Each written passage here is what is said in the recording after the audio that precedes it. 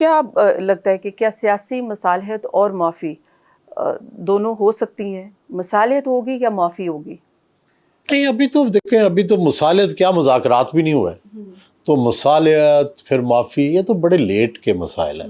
پہلے تو مذاکرات تو کوئی راستہ نکالے نا کہ مذاکرات ہو جائیں۔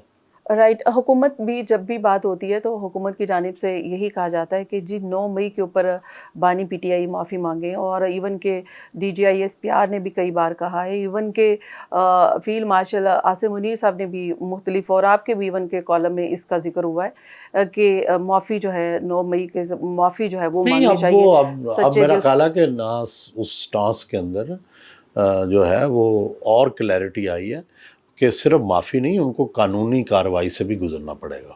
جو ظاہر ہے کہ جو سزائیں ہیں وہ بھی ہوں گی، تو اس سزائیں ہوں پروسیس گی کے یا بعد سپریم کورٹ یا ہائی کورٹ میں جو ان کے خلاف فیصلے چل رہے ہیں، تو یہ بھی جو ہے ان کا بھی ویٹ کرنا پڑے گا۔ رائٹ، اچھا دوسری طرف ہم دیکھتے ہیں کہ آپ موجودہ سیٹ اپ کو کتنا کمفرٹیبل دیکھتے ہیں کہ وہ پرفارم کر رہے ہیں۔ ایک طرف تو خواجہ آصف صاحب کہتے ہیں کہ یہ ہائیبرڈ نظام ہے، تو یہ ہائیبرڈ نظام ہی اب پاکستان کا مستقبل ہے؟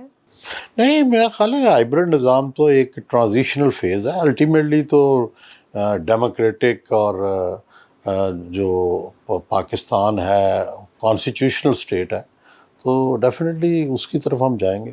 تو ابھی کیوں نہیں، یعنی کہ ابھی ابھی تو کیا؟ فیز ہے نا، ایک مشکل فیز سے نکلے ہیں، کیئر ٹیکر چلے ہیں، گورنمنٹ آئی ہے، اپوزیشن اور حکومت کی لڑائی ہے۔ اس لڑائی میں ظاہر ہے دونوں پارٹیاں میز پہ نہیں بیٹھ رہی، کوئی آگے معاملات چلنے کے لیے ابھی اتفاق رائے نہیں ہے۔ جب تک یہ نہیں ہوتا پھر اس وقت تک تو یہ امکان نہیں ہے۔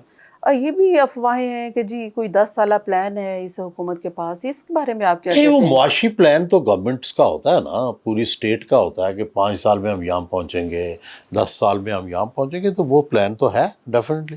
لیکن حکومت کا 10 سالہ حکومت میں رہنے کا کسی کا کوئی پلان نہیں ہے۔ نہیں، وہ تو الیکشن ہوں گے، جب تو الیکشن کے بعد فیصلہ ہوگا کہ اگلے سال کنے رہنا ہے، 5 سال۔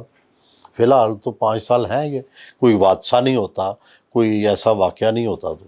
یعنی کہ آپ سمجھ رہے ہیں، آپ دیکھ رہے ہیں کہ الیکشن ہوں گے، اس ملک میں الیکشن ہونے جا رہے ہیں، جو کہ لوگوں کے عام تاثر یہ ہے کہ الیکشن شاید نہیں ہے، یہ 10 سالہ سسٹم ایسے نہیں، ہی جب چلے گا۔ تک دیکھو کانسٹیٹیوشن ہے، ڈیموکریسی ہے، تو 5 سال کے بعد تو الیکشن لازمی ہے۔